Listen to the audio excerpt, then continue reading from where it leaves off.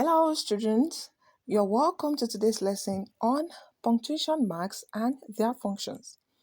I am Romeso Adeyemo with the brand name English with RMG, and this video is proudly brought to you by IOTA Virtual Learning Platform. In this video, you are going to learn all you need to know about punctuation marks for you to become an excellent writer so that you can write effectively and pass across the exact meaning you intend to pass to your reader and excel excellently in all your written English examinations. So, are you ready to learn with me today? Stay tuned, get your writing materials, and let's begin. So, this is the second part of this series on punctuation marks. In the previous series, we discussed the full stop and the question mark. If you would like to watch that first, you could go to the description below to click on the link. Remember that we said that punctuation marks are generally divided into two, and they are the end marks and the internal marks. The end marks are three, and we already discussed two of it in the previous video, which are the full stop and the question mark.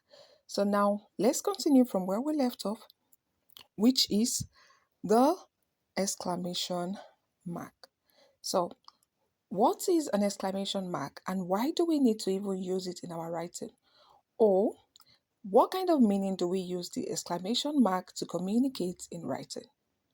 So, the exclamation mark is used to express strong emotions such as surprise, joy, anger, shock, indignation, fear, etc. So, in a nutshell, when you're trying to express any form of emotion at all, then you use your exclamation mark to show these emotions, whether it is a positive emotion or a negative emotion. As I've said earlier, when we speak, you can use your hand, your facial expression, the tone of your voice to show different kind of emotions about whatever it is that you are saying. You can say the same expression and it will mean different things just based on the way you've said it or your facial expression or gestures while saying it. But when you write, you do not have this opportunity, but you have your punctuation marks to also accentuate this meaning on these letters or words that you have used. So that is why we have the exclamation mark to help us show that, oh, this is not a flat declarative sentence, nor is it a question. It is a what? An emotional statement. So let's look at a few examples. We have example 1. Oh no, the house is on fire. Look at the way I've said it. I didn't say, oh no, the house is on fire. No, that would be a normal statement. So, but when somebody shouts out of fear or panic, there is a form of what? Emotion in that. So, when you write a kind of sentence like that, make sure that you use the exclamation mark, not a full stop, so that you can show that this is a sentence of what? Of emotion, not just an ordinary statement. Do you understand? Example 2, we have, I'm getting married. You can imagine that you have a group of friends and one of them is just trying to tell the others that, oh, I'm getting married. You know how these things are. You don't just say, I'm getting married, like a flat statement. This person is going to say it with so much joy. Do you understand? So these are kind of emotions that you use your punctuation mark, the exclamation mark to do what? To communicate. So it's going to be, I'm getting married. Immediately you use the exclamation mark. Your reader will be able to read it with the same meaning and it will even help them to imagine the scenario better. So example 3, we have, how dare you speak to me like that? So that's a statement of what? Anger. Do you understand? So it's not how dare you speak to me like that. That's going to be a declarative statement. But when it is how dare you speak to me like that, you use your words exclamation mark. So the way you are imagining that meaning in your mind, you can actually use your exclamation mark or any punctuation mark that fits it to communicate it. Do you understand? So example 4, we have, what a beautiful sunset. So this is a kind of admiration. Like maybe you are out in one evening on a beautiful beach and you saw the beautiful sunset. You say, oh, What a beautiful sunset. So it is not just what a beautiful sunset. So any form of emotions, statements that are not just ordinary, that are coming from the emotional state of the speaker, remember to use your what? Exclamation mark. Example 5. I'm so thrilled to see you. Joy or excitement.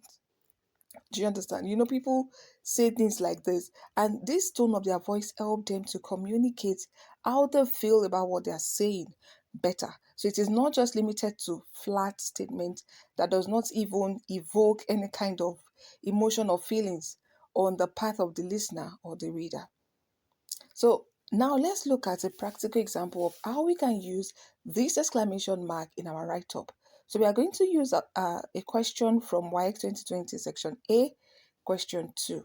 It reads, write an article suitable for publication in a national newspaper on the topic, the importance of promoting good reading habits in students. When it comes to writing, examination, you are usually at liberty with the kind of story you come up with to answer your question. However, let's see what I have here. So I have, as educators and parents, we often overlook the simplest yet most effective tool for unlocking students' potential, reading. Now look at the way I read that reading. I read it reading because I saw the exclamation mark there. Do you understand? And I intentionally put it there because I also want my reader to read it as reading, not just for lucky student potential reading. No. So when you are trying to communicate deeper emotional expression like this, use your exclamation mark. So let's continue. What better way to broaden horizons, spark imagination, and foster critical thinking than through the pages of a good book? So this is a question mark and an exclamation mark. That is, I'm asking some kind of rhetorical question with some kind of emphasis. Do you understand about the way I feel on the topic that I'm writing about? So when you use the exclamation mark, you are able to communicate deeper meaning of emotions.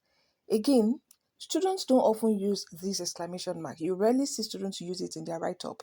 So when you use it in your write-up, it will give your reader or your examiner a kind of impression that yes, you're a good user of the English language. Not just do you have a good command of English vocabulary, you also know how to use your punctuation marks effectively. And this can actually fetch you more mark because your examiner is going to have positive impression about you generally. So now let's look at another example from WAEC 2020, section A, question 5. It reads, write a story that ends with a statement, I had never felt so embarrassed in my life. So this is a story about an embarrassing situation that happens. So let's see how I can write my story and also use my exclamation mark to communicate emotions. So I have, as I walked into the school cafeteria, I tripped on the slippery floor and my tray went flying. So when I say went flying, you can imagine that it is not just a flat statement. All of these emotions, all of these tone that we use in writing, in speaking, to communicate the prime meanings, we can also communicate it in what? In writing through our punctuation. So I have, my lunch splattered everywhere. Spaghetti sauce stained the tables, chairs, and even the principal's suit. So when I say the principal suit, you can imagine that I'm actually shining my eyes, trying to show the emphasis of how embarrassing that moment can actually be for me. Do you understand? The entire student body gasped in unison and I froze. To make matters worse, one of the students burst out laughing and shouted, nice move, Clumsy. The humiliation was overwhelming. Now look at the way I've read this essay. I didn't just read it like a normal, I'm reading a newspaper. No, because I have the punctuation marks that are guiding me to actually express the emotions that are behind the words that this person has written down. So, and that is why the most important thing you need to know about punctuation marks is that they help us to accentuate meaning in our write-up. That's why it is essential, it is crucial for all students to know their punctuation marks and know their functions each. Are you following? So you can imagine that nice, smooth, clumsy. You can actually imagine the facial expression on whoever student that have said it just because of the right punctuation marks that I have used. Even when I said that my spaghetti sauce stained the principal's suit, right now I'm actually shining my eyes to show that, oh, you can imagine how embarrassing it might actually be or how scared I must have felt in that moment. And when I also say the humiliation was overwhelming. So when you use these punctuation marks correctly, you as a reader or I as a reader will be able to read the write-up with the right meaning. Do you understand? So now we've come to the end of the end marks. We've discussed the full stop, the question mark, and the exclamation mark. So I hope you can use these three punctuation marks effectively now. If you have other question about any of it, you can put it in the comment section. I will be there to answer your questions. And I would also appreciate it if you can put down one or two examples in the comments below. Are you following? Also, remember that when you use any of these end marks, you have terminated that sentence. It means that is the end of that sentence. You are going to start with a fresh, new sentence. So now, after discussing the end marks, let's move on to the internal marks. That is, the punctuation marks that when you use them, you continue writing, whatever it is that you're writing in that sentence. And we are going to begin with the comma. So what is the comma and what kind of meaning do we use it to communicate in writing? So the comma is used in writing to indicate a slight pause in a sentence or a speech. The comma is about the most commonly used punctuation mark after the full stop. So you would rarely see a full paragraph without a comma. That is, it is that common. It is the most commonly used punctuation after the full stop. So now let's consider the functions of the comma. Why do we need to use it in our write-up? So function 1, we have to separate items in a list of words or word groups. That is, it is not just one word. No, sometimes we could separate word groups as well with what? The comma. So what do I mean by this? Let's consider a few examples. So example 1, we have Mom bought me a new wristwatch, a pair of leather shoes, textbooks and notebooks, a new lunchbox, and a set of pen against next week resumption. So here we have word groups. A new wristwatch, that's a phrase.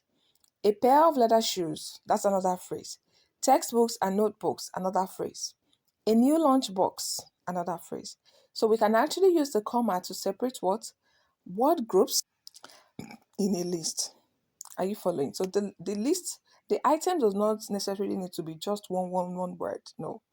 So example 2, we have about rice, beans, eggs, bread, and other groceries from the neighborhood store.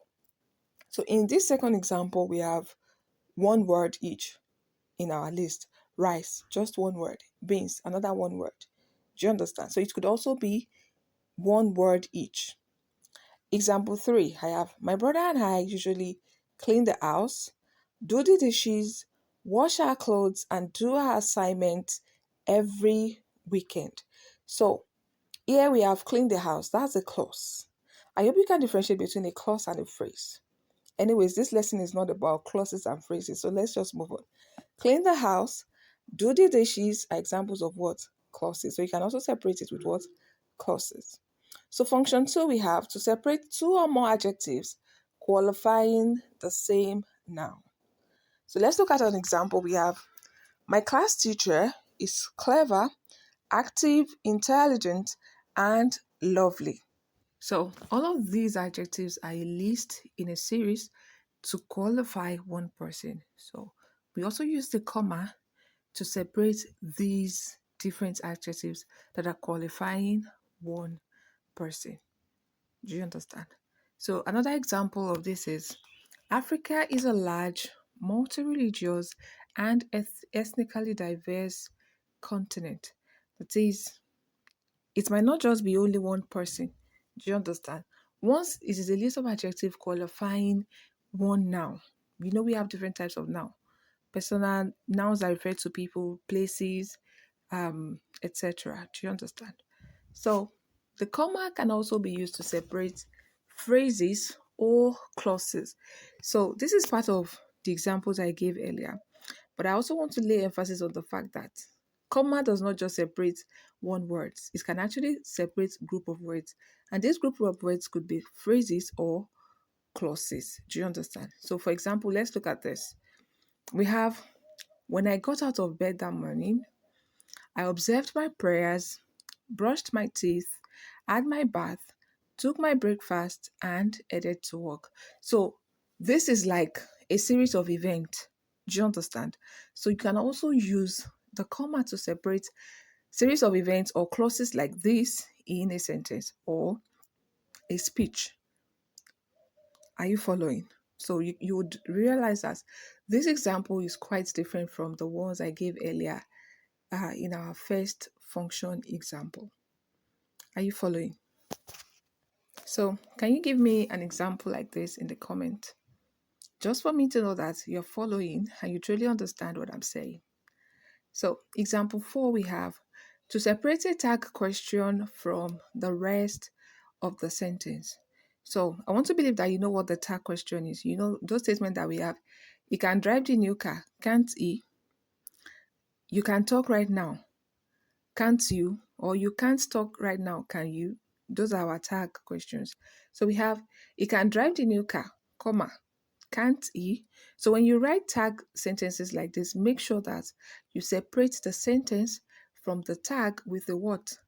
A comma. So this is another function of the comma. So you don't just write it without any punctuation in between.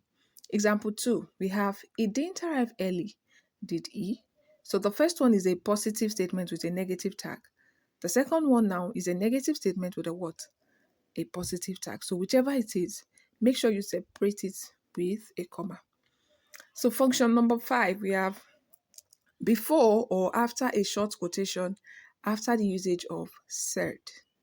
So before we say that somebody has said something, when we quote directly in writing our sentences, for example, we have, stay out of trouble, mom said.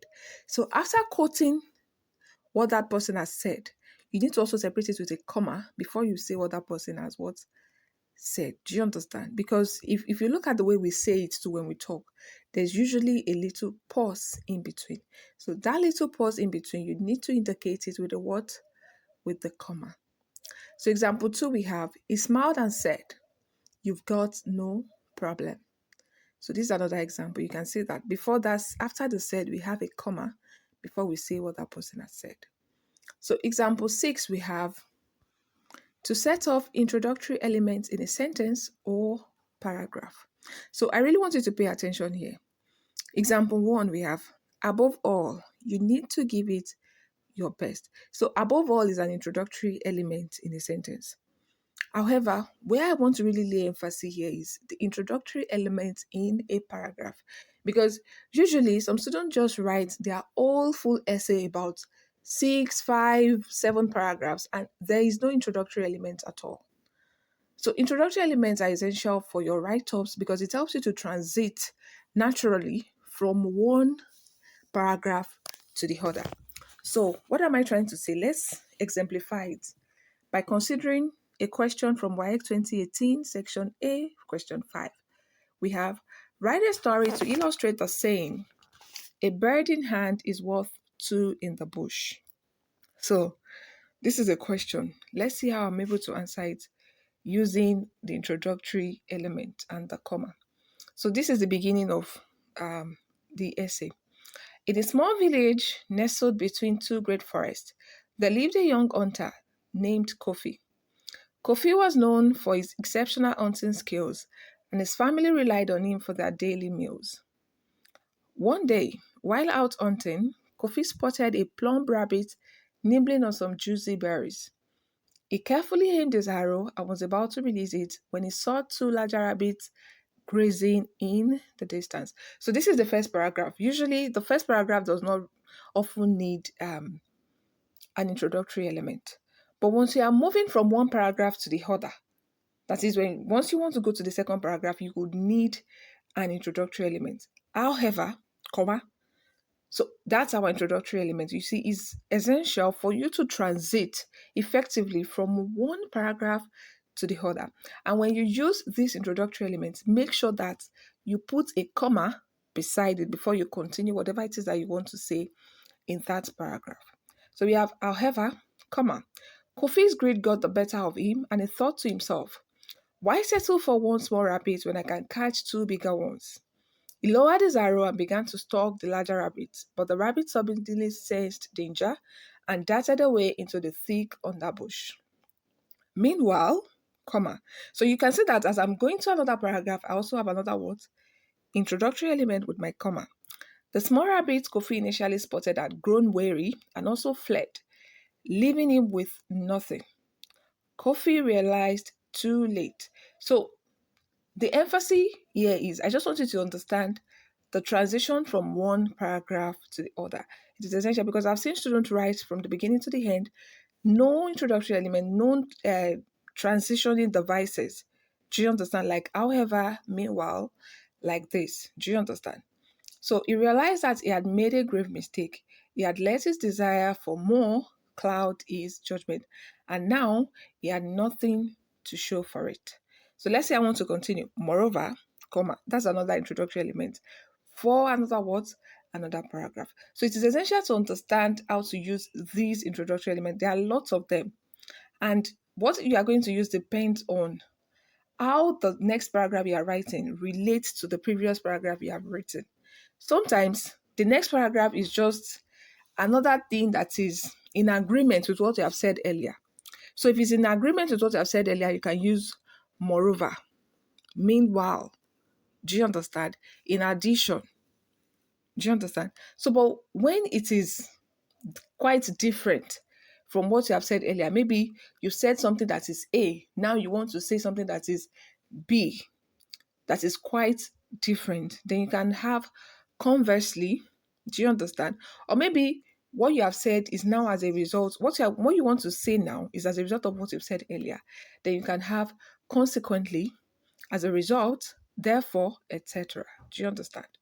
So now, function 7, we have of the comma, we have to separate items in the address to a letter and after the salutation of an informal letter.